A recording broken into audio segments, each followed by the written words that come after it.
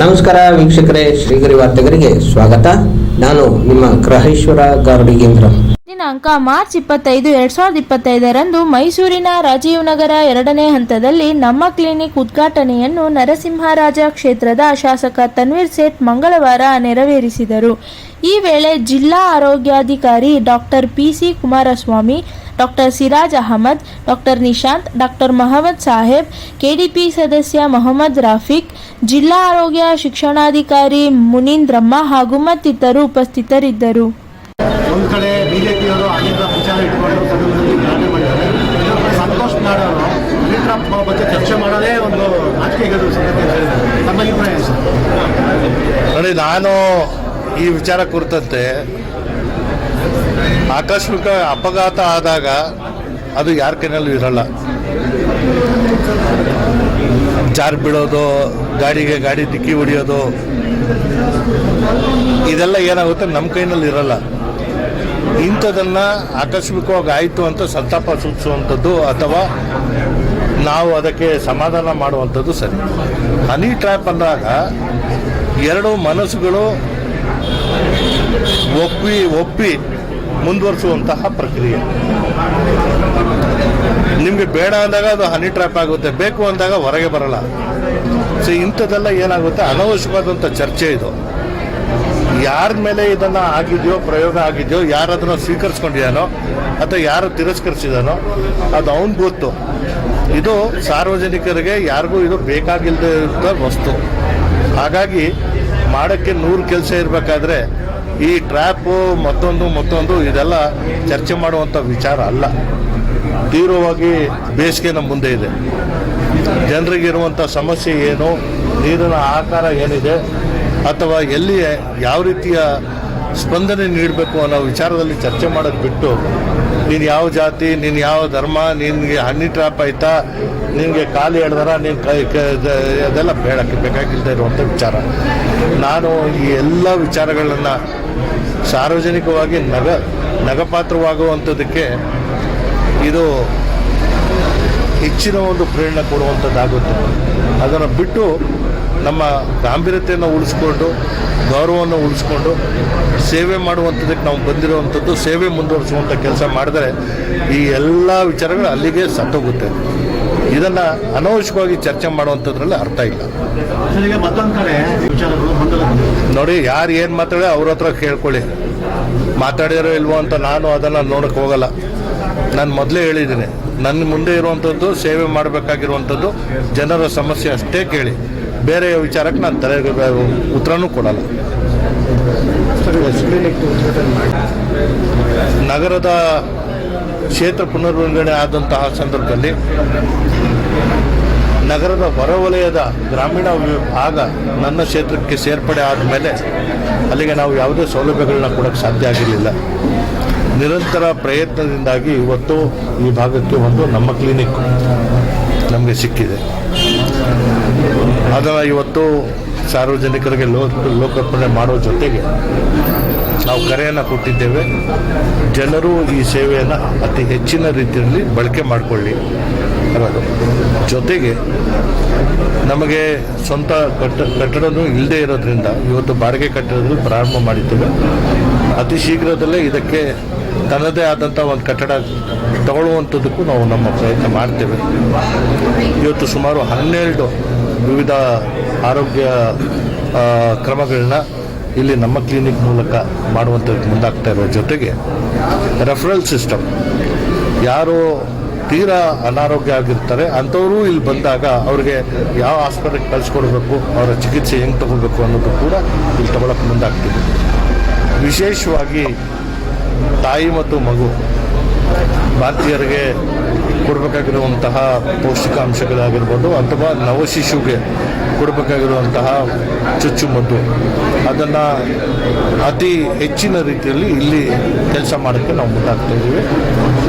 ಇಷ್ಟೇ ಅಲ್ಲ, ಇವತ್ತು ನನ್ನ ಕ್ಷೇತ್ರದಲ್ಲಿ 8 ಪ್ರಾಥಮಿಕ ಆರೋಗ್ಯ ಕೇಂದ್ರ ಮತ್ತು 2 ಇದು 2ನೇ ನಮ್ಮ ಕ್ಲಿನಿಕ್ ಇವತ್ತು ಬಂದಿರೋದ್ರಿಂದ ಸುಮಾರು 2 ವಾರ್ಡ್ಗೆ ಒಂದೊಂದು ಆರೋಗ್ಯ ಕೇಂದ್ರವನ್ನು ನಾವು ಸ್ಥಾಪನೆ ಮಾಡಿದಂಗಾಗುತ್ತೆ. ಹಾಗಾಗಿ ಪ್ರತಿ 30,000 ಜನಸಂಖ್ಯೆಗೆ ಒಂದು ಆರೋಗ್ಯ ಕೇಂದ್ರವನ್ನು 40,000 ಜನಸಂಖ್ಯೆಗೆ ಒಂದು ಕೊಟ್ಟಂಗಾಗುತ್ತೆ. ಇದು ಇನ್ನೂ ಹೆಚ್ಚಿನ ರೀತಿಯಲ್ಲಿ ನಾವು ವೃದ್ಧಿಪಡಿಸುವಂಥದ್ದು. ಯಾಕಂದರೆ ಈಗಲಾಗಲೇ ರಾಜ್ಯ ಸರ್ಕಾರ ನಿಮ್ಯಾನ್ಸ್ ಶಾಖೆಯನ್ನು ಮೈಸೂರು ಕೊಡಬೇಕು ಅಂತ ಹೇಳಿದೆ. ಅದನ್ನು ಈಗಾಗಲೇ ನಾನು ರಾಜ್ಯ ಸರ್ಕಾರಕ್ಕೆ ಗಂಗೂಬಾಯಿ ಹಂಗಲ್ ಸಂಗೀತ ವಿಶ್ವವಿದ್ಯಾಲಯಕ್ಕೆ ಕಾದಿರಿಸಿದಂಥ ಜಾಗ ಅದು ಪ್ರಾಧಿಕಾರದಲ್ಲೇ ಇದೆ, ಮೈಸೂರು ನಗರ ಅದನ್ನು ನಿಮ್ಯಾನ್ಸ್ ಸೆಂಟರ್ಗೆ ಕೊಡಬೇಕು ಅನ್ನೋದು ನಾನು ಪತ್ರ ಬರೆದಿದ್ದೇನೆ. ಹಾಗಾಗಿ ನಾವು ಏನು ಇವತ್ತು ಆರೋಗ್ಯ ಕ್ಷೇತ್ರದಲ್ಲಿ ಅಸಮತೋಲನ ಇದೆ, ಒಂದೇ ಭಾಗದಲ್ಲಿ ನಾವು ಎಲ್ಲ ಅಭಿವೃದ್ಧಿ ಮಾಡ್ತಾ ಇದ್ದೀವಿ. ಈ ನಿಮ್ಯಾನ್ಸ್ ನನ್ನ ಕ್ಷೇತ್ರ ವ್ಯಾಪ್ತಿಗೆ ಬರಲಿ ಅಂತ ನಾನು ಈಗಾಗಲೇ ಪತ್ರ ಬರೆದಿದ್ದೆ. ಹೌದು, ಈಗ ನಮ್ಮಲ್ಲಿ 8 ಪ್ರಾಥಮಿಕ ಆರೋಗ್ಯ ಕೇಂದ್ರ ಮತ್ತು 2 ನಮ್ಮ ಕ್ಲಿನಿಕ್ಕು, ಈ ಎಲ್ಲದಕ್ಕೂ ಆ್ಯಂಬುಲೆನ್ಸ್ ಲಿಂಕ್ ಮಾಡಿ ನಾವು ಕೆಲಸ ಮಾಡ್ತಾಯಿದ್ದೀವಿ. ಹಾಗಾಗಿ ಬರುವಂಥ ದಿನಗಳಲ್ಲಿ ಎಲ್ಲ ಭಾಗದಲ್ಲೂ ಒಂದೊಂದು ಇಡಬೇಕು ಅನ್ನೋದು ನಮ್ಮ ಆಸೆ ಇದ್ದರೂ ಕೂಡ, ಯಾಕಂದರೆ ಅದರ ಮೇಲ್ವೆಚ್ಚ ಏನಿದೆ ಅದನ್ನು ನಾವು ಬಳಕೆ ಮಾಡುವಂಥದ್ದು, ಅದರ ಮೇಲ್ವೆಚ್ಚ ಅದು ಡ್ರೈವರ್ ಆಗಿರ್ಬೋದು ಅಥವಾ ಅದನ್ನು ಫ್ಯೂಲ್ ಆಗಿರ್ಬೋದು, ಲಾಜಿಸ್ಟಿಕ್ ಆಗಿರ್ಬೋದು, ಇದನ್ನು ನೋಡಿ 4-5 ಪ್ರಾಥಮಿಕ ಆರೋಗ್ಯ ಕೇಂದ್ರಗಳಿಗೆ ಒಂದು ಆ್ಯಂಬುಲೆನ್ಸ್ ಲಿಂಕ್ ಮಾಡಿಕೊಡುವಂಥ ಕೆಲಸಕ್ಕೆ ಈಗಾಗಲೇ ಆರೋಗ್ಯ ಇಲಾಖೆ ಮುಂದಾಗಿದೆ. ಸರ್ಕಾರಿ ಸೇವೆ, ಉಚಿತವಾದಂತಹ ಸೇವೆ, ಇಲ್ಲಿ ಬರುವಂಥ ರೋಗಿಗೆ OPD ಔಟ್ ಪೇಷಂಟ್ ಡಿಪಾರ್ಟ್ಮೆಂಟ್ ಮೂಲಕ ಅದನ್ನು ನಾವು ಕೆಲಸ ಮಾಡ್ತೇವೆ. ಇಲ್ಲಿ ಅಡ್ಮಿಟ್ ಮಾಡಿಕೊಳ್ಳುವಂತಹ ಯಾವುದೇ ವ್ಯವಸ್ಥೆ ಮಾಡಲ್ಲ. ಇಲ್ಲಿ ಏನಾದರೂ ಅಂಥ ತೀವ್ರವಾಗಿ ಅನಾರೋಗ್ಯದಿಂದ ಯಾರು ಬಾಳ್ತಾ ಇದ್ದರೆ ಅವ್ರಿಗೆ ಸರ್ಕಾರಿ ಸೇವೆಗೆ ಡಿಸ್ಟ್ರಿಕ್ಟ್ ಹಾಸ್ಪಿಟಲ್ ಅಥವಾ KR ಹಾಸ್ಪಿಟಲ್ಗೆ ಕಳಿಸ್ಕೊಡುವಂಥ ಕೆಲಸ ಮಾಡ್ತಾರೆ.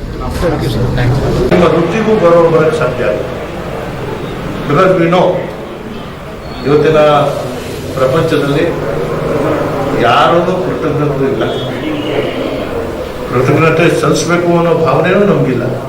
ನಾವು ಮಾಡುವಂಥ ಸೇವೆ ಪ್ರಾಮಾಣಿಕರಾಗಿ ನಾವು ಕೆಲಸ ಮಾಡುವಂಥದ್ದು ನಿಷ್ಠೆಯಿಂದ ಏನು ಮಾಡಬೇಕು ಅದು ಮಾಡಬೇಕು. ಜೊತೆಗೆ ನಾವು ಆ BPL ಕಾರ್ಡು, APL ಕಾರ್ಡು ಇದು ನಮ್ಗೆ ಬೇಡ.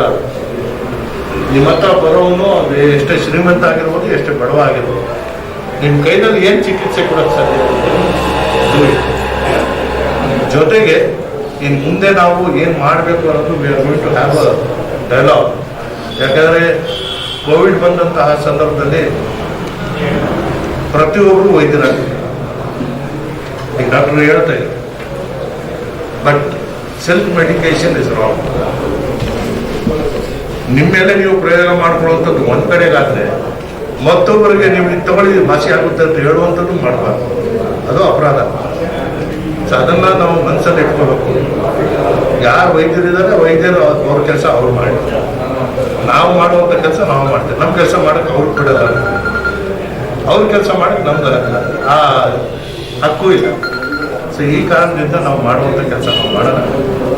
ಇವತ್ತೇನೋ ಈ ಕ್ಷೇತ್ರ ವ್ಯಾಪ್ತಿಯಲ್ಲಿ ಏನು ಮಾಡಬೇಕು ಅಂತ ಹೇಳಿದೆ. ಜೊತೆಗೆ ಈಗ ನಾನು ಪತ್ರ ತೋರಿಸ್ತಾ ಇದ್ದೇನೆ.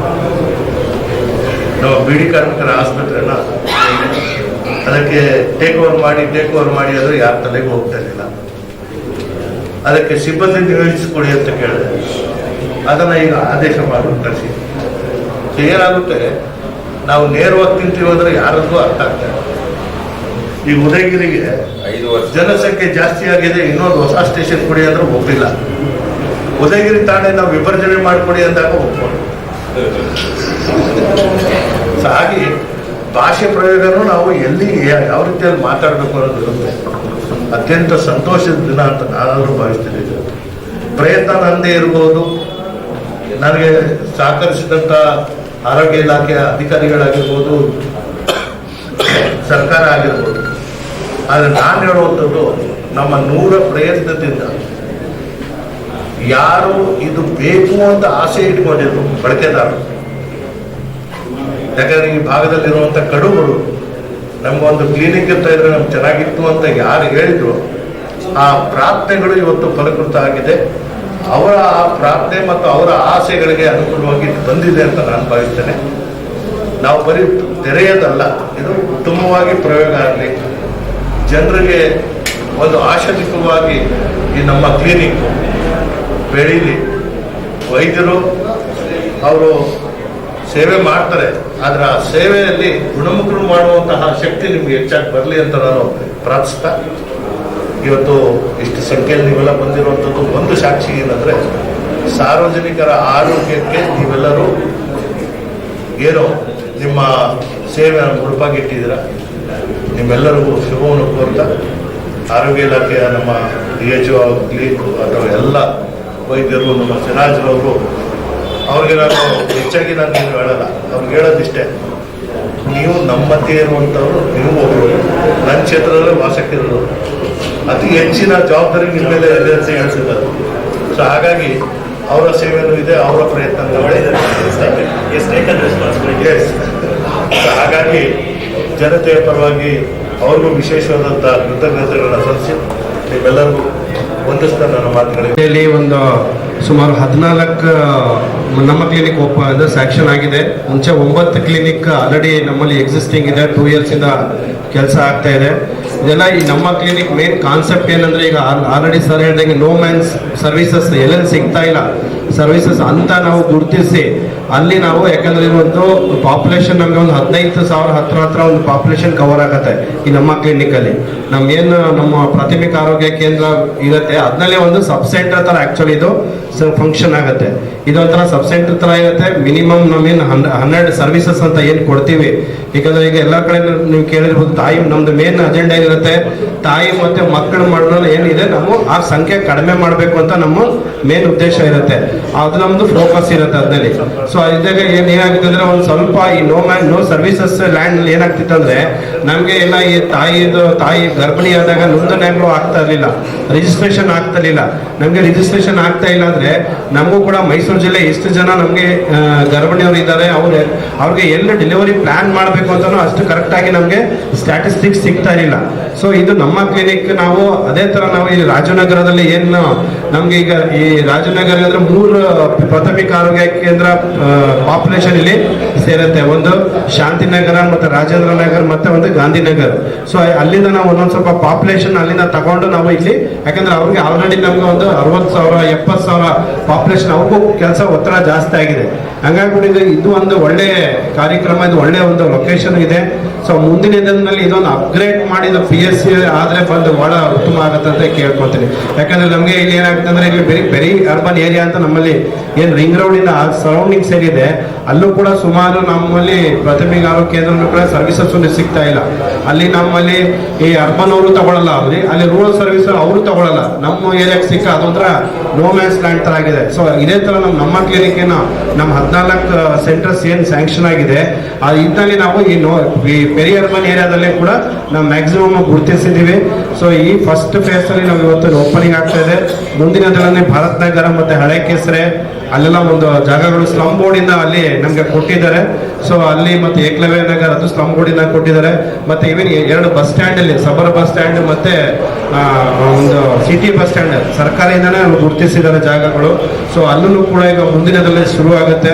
ಸೊ ಇದೊಂದು ಒಳ್ಳೆ ಕಾರ್ಯಕ್ರಮ ಆಗಿದೆ. ಸೊ ಎಲ್ಲರೂ ಕೂಡ ಈ ಭಾಗ ಜನಗಳನ್ನು ಎಲ್ಲರೂ ಸಹ ಸೇವೆಗಳನ್ನ ಇಲ್ಲಿ ಪಡ್ಕೊಂಡು ನಾವು ನಮ್ಮ ಡಾಕ್ಟರ್ಸ್ ಏನು ಈಗ ಡಾಕ್ಟರ್ಸ್ ಹೊಸದಾಗಿ ರಿಕ್ರೂಟ್ ಮಾಡಿದ್ರು ಕೂಡ ಅವ್ರಿಗೂ ಕೂಡ ನೀವು ಕೂಡ ಕೋಆಪರೇಟ್ ಮಾಡ್ಕೋಬೇಕು. ಯಾಕಂದ್ರೆ ಫಸ್ಟ್ ಸ್ಟಾರ್ಟಿಂಗ್ ಅಲ್ಲಿ ಮೆಡಿಸಿನ್ಸ್ ಬರೋದು ಒಂದು ಸ್ವಲ್ಪ ಒಂದು ಸ್ಟ್ರೀಮ್ ಲೈನ್ ಆಗಕ್ಕೆ ಇನ್ನೊಂದು ನಮಗೆ 1 ತಿಂಗಳು ಬೇಕಾಗತ್ತೆ.